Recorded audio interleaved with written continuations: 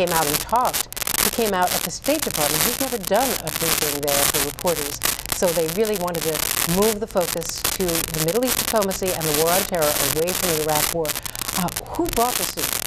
Oh, it's actually really interesting, Andrea. The suit was brought by the ACLU, but several other advocacy groups and also journalists and scholars. And their argument was, we can't do our jobs if people are listening in. It'll scare sources away.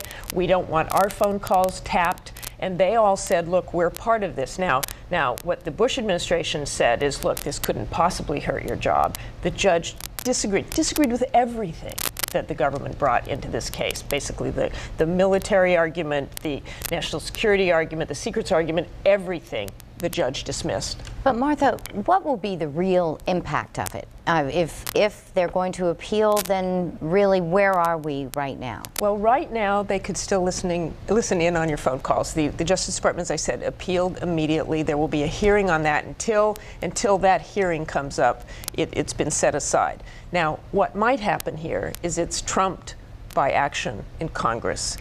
As you know, the Bush administration has been dealing with Congress. Arlen Specter has a bill. He suggested that the administration could go up there and basically get a blanket, yes, go ahead and you can wiretap if you get one permission from the Foreign Intelligence Surveillance Court, which we've all talked about for several months, and that's what they bypassed in order to do this warrantless wiretapping. So right now, I don't think anything will happen.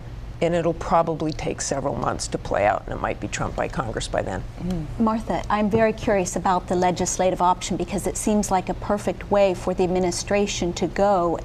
Do you foresee them ultimately going up to the Hill and saying, craft a bill that will let us keep America safe, but revise FISA so that we can do what we do, keep civil liberties protected? I think that's exactly the kind of thing they're trying to do now. FISA being the Foreign Intelligence Surveillance Act, and the court, which they have to go to because of the Foreign Intelligence Surveillance Act. If they go to Congress and try to do this, they hope they can get permission. Now, a good question is, will this have an effect on it? Will the court ruling make it much more difficult for the administration to do this, make it much more difficult for Republicans to say, yeah, we should go ahead and do this, or will it make it easier? Well, the Supreme Court, in its Hamdan ruling on detainees, also kind of slapped the president down on presidential power. So if this ends up getting past the Court of Appeals and then appealed again to the Supreme Court, it'll be interesting to see whether the Supreme Court then pushes back and using that same kind of reasoning. That's exactly right. And that was another whack at the administration and the national security. And again, it goes back to this presidential powers.